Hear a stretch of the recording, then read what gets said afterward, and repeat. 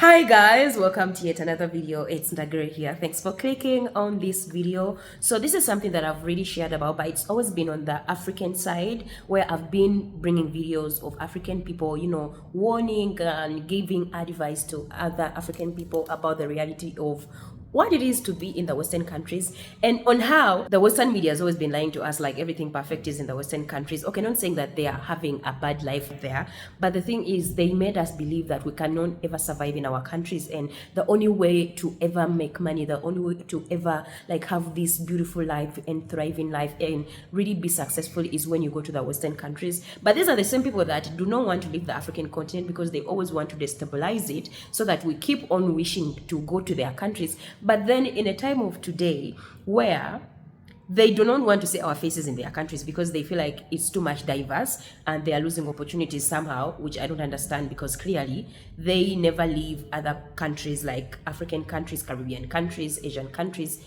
Western governments. That's what I mean. But now they feel threatened about people that they invaded in their countries to come into the Western countries. And I'm like, oh wow, that's insane. But also this video is about the Caribbeans and how they are also warning their own on the realities of what it is to be living in the Western countries. Listen to what the Jamaicans are saying about living in Canada and how it's different. Like it's not what they expected or what they thought. Like, yeah, it's something different. Come back and yeah, let me know your thoughts on it. I am not going to speak for anybody else. I'm going to speak for me. Personally, there's nothing in Canada to miss. When we were growing up, we were cultured that foreign is greener pasture and America, Canada and England are greener pastures and everybody wanting to go. And that is one of the biggest lie that could ever endow on the Caribbean people.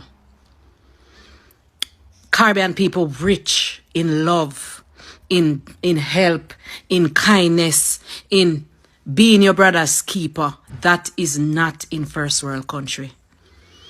What happened is that they trick us, tell us to go to America to work because of green pasture.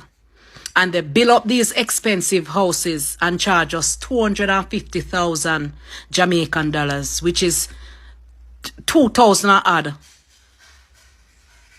Canadian dollars for rent. And then we have to pay those big rents, and those persons move to the Caribbean, buy houses at the waterfront, and have us maintaining their lifestyle. So they come to the Caribbean, they open up businesses, they buy out the hotels, and all of them are in the Caribbean running wholesales, running hotels, running restaurants, whilst we are the slaves in their country to help them to make their dream come true. Going to Canada was one of the biggest mistakes that I could have ever made. It not only damaged my physical health, but I was very close to getting mental health. I am not talking about anybody else. I am talking about me. The best place to live is Jamaica. Is the Caribbean, is to identify with your people, is to speak the same language. If you want little water, you get little water. You can get a piece of breadfruit, you can get 2 tomatoes. If you're sick, you can call your neighbor. There's nobody in Canada to help you. The only thing that Canada have is snow, taxes, and high rent. And silent racism. So no, to answer your question, I forgot to not answer your question. No, I don't miss Canada because there's nothing in Canada to miss. Going to Canada was one of the biggest mistakes that I have ever made, and it cost me my health. A lot of my friends and family, particularly in Jamaica, asking me what is my experience being in Canada, because they want to make the transition. Now, this video is not to discourage anybody from coming to Canada. If you feel like Canada is a place that you want to come and live and, start your family, feel free. Don't let this discourage you. But I want to share the realities of Canada. I've been here for the last almost 6 years, and Canada has been, it's different. From after COVID, Canada has changed significantly in a number of areas. And I'll speak to some of the areas that I think Canada changed a lot in. When it comes down to taxes, Canada, I think, have one of the highest taxes in the world. So the more money you earn, the more tax you pay in Canada. It's like the higher you climb is the higher the government take money out of your pay. So you're paying as I'm up to 47% of your income in Canada that goes to tax. So it's very, very, very, very tax heavy in Canada. The other thing that I noticed in Canada is that after COVID, the price of food went right through the doors. Like literally, you can go to supermarket with 100 Canadian dollar and you come out back with absolutely nothing. Just probably, if you get 2 bags with $100, you get a lot. Food over the last 2 years, particularly 3 years, skyrocket high. The cost of living versus what you're getting for your pay, what you're getting to buy for food, absolutely ridiculous. The other thing is rent. Now, Canada have this. So before COVID, you could get a 2-bedroom for like 1,100 Canadian dollars, $1,200. Now, after COVID, the apartment that I live on, I got my apartment before COVID, so I got in a very comfortable rate for a 2-bedroom apartment. Now, I have some friends who moved from Jamaica, and there were some vacancies on this apartment, and they live here, and they're paying $1,800 for the same 2-bedroom. And when they move, the landlord charging $2,200 for the same 2-bedroom. So rent in Canada, it's very, very, very expensive. When you talk about the healthcare, now Canada have free healthcare because they use the taxes that we pay to provide free healthcare. But when you go to the hospital, it's like it's no different from an underdeveloped country where you're waiting hours and hours and hours and hours and hours, like literally waiting for 8 hours. You go to the hospital from 7 a.m. in the morning, you're not getting through, and I kid you not, you're not getting through until around maybe 4 or 5 o'clock in the evening. That's when you actually get to see a doctor, because there is a shortage in the healthcare workers. There is no doctor, and you can't go to a private doctor. You can't say, all right, you have your money, so you're going to go to a private doctor. Canada not deal with private doctor. The rich, the poor, everybody goes to one hospital. Furthermore, you can't even get a family doctor. There's a 6 months waiting list to even get a family doctor here in Canada. The other challenge with the reality of Canada is, honestly, Canada boring. Canada boring. There is nothing to do. It's good when you have like your own community, that you can have that level of culture. You know, you have your Jamaican community, you have the other ethnic groups who have their community. Community is big. If you don't have a community in Canada, man, Canada is boring. You have nothing to do. So I'm grateful that here we form a nice little community where people can display culture, you can talk your language, you can cook your food, and you just feel Jamaican. Without that being present, Canada boring.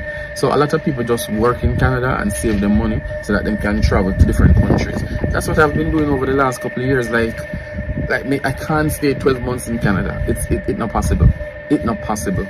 Yeah. So at the end of the day, Canada is still good in some instances where, you know, the crime and violence is not as bad. They have good gun laws, but overall, if you're not a strong person, if you don't have community and you don't have the support, Canada is very, very depressing. And I'm grateful to be here, and I'm not discouraging anybody from coming. You can come and you may find it to be good. The other thing is I want to mention is that with this current government, what they're doing, they're reversing a number of the immigration programs that they had for people to get easy access in Canada. So a lot of temporary residents, a lot of people going back to their countries. Trust me, if you do the research right now, a lot of people going back to their countries because people just cannot afford to live in Canada anymore, or the government make it so difficult for persons now to obtain permanent residence in this country. But still grateful to be here, but I just wish things will change soon. I would say, as a person that traveled, guys, I feel more free and comfortable and like settled at heart and at peace when I'm back home. being in the Western countries, you go cry, you go suffer. There's a lot of depression. There's a lot of like distance. People are not like community-wise, like the way we come from the African continent or like the Caribbean places. I've always been sharing this every single time. Yes, I'll always bring in the corruption that we have in our African continent and how people are really selfish when it comes to like, you know, helping each other in, I would say in the Black community. Like we have that problem, like in general, I've seen it, I've experienced it. It's insane. But at the end of the day, I feel like it's better and more safer to be in our countries if we stick to the right and the truth of what needs to be said, calling out the people that are making us want to leave our countries. Yes, the Western governments are always going to be in our business. They are always going to portray themselves as the heroes, as the best, as the almighty, you know, in their media, like that's their specialty. But at the end of the day, guys, we in other parts of the world, like we Black people, like, you know, people in the Caribbean, African people, we need to really stand up on our ground and start loving our continent. Like, you know, yes, it's not going to be easy. Yes, it's going to be hard. But then we have to find a solution and a way for us to be able to stay in our countries by calling the people that are responsible for us to not stay in our countries out. These are the leaders, even us as a people. Are we able to work together? Are we able to help each other? Are we able to like call out the people that need to be called out? Like, is that something that we are willing to do? Or we are just going to ignore it and just, you know, keep on like feeding on the Western media and, you know, wishing to leave our countries and just go to these places because it's not perfect, guys.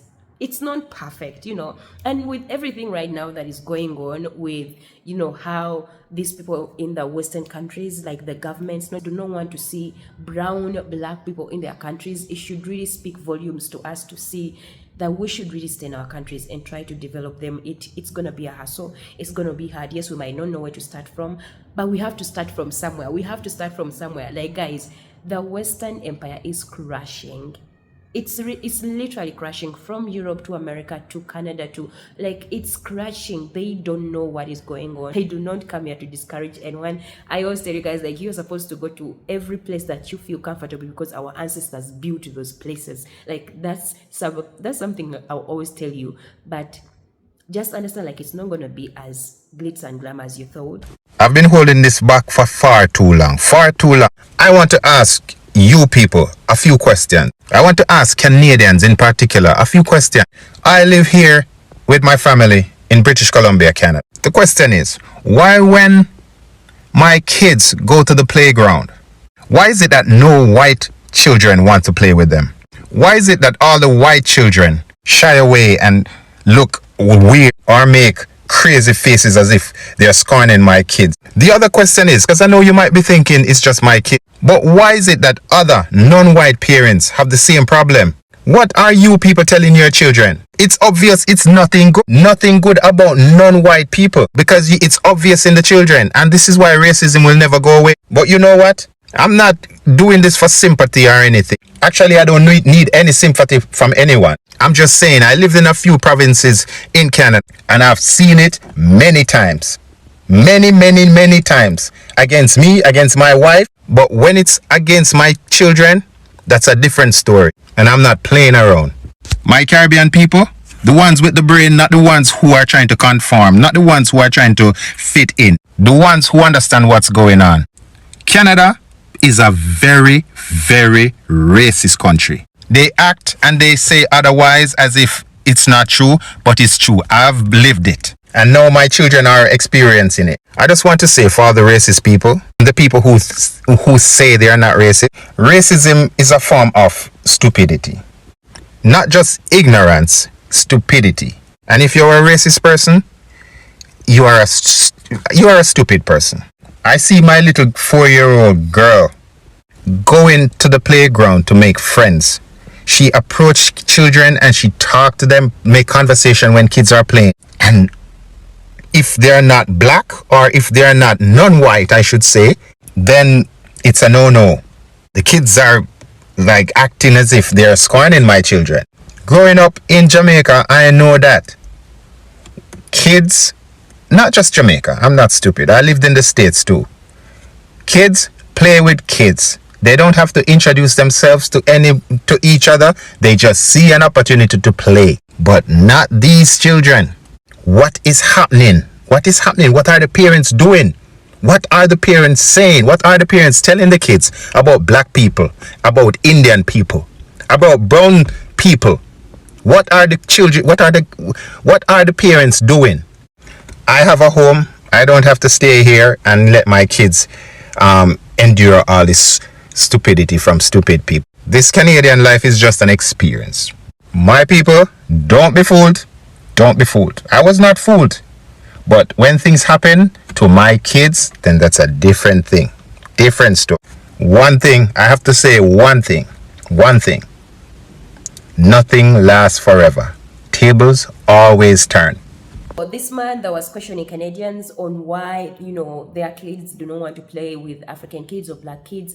This is something that you cannot like change in people. If someone sees you a different light, it's going to be hard for you to see or change them to see you in a different light. And I mean, you're going to face racism as a black person. Like, guys, I faced it and I always give my experience. It's not a good, you know, place to be in. So those are things that should really, you know, empower us and make us feel like, you know what, these places can have all these things or whatever that they have. But I think when we work on our homes back, we can do even better and better ourselves. And like the man said, tables turn, but they are not ever going to turn if we keep on, you know, being in these people's places and, you know, showing them that we hate our places where we come from. Like I said, it's not going to be easy. It's not going to be like a smooth route for us to like develop our homes where we came from or where we come from.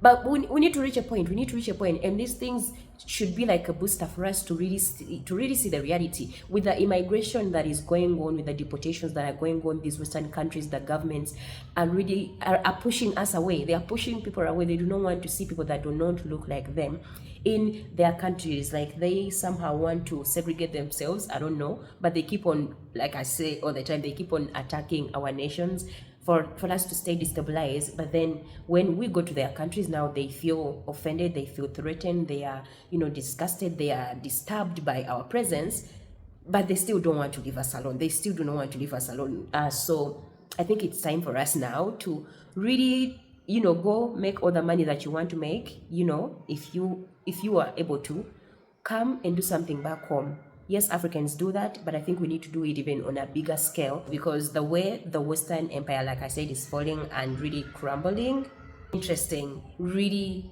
interesting. It needs to go to the heads of African people. Like a lot of black people need to understand we need to do better. Until we do better, no one is ever going to see us as worth, and we're never going to belong in these other people's countries until our continent, until our countries are stabilized and free for us to be in them and successfully live in them.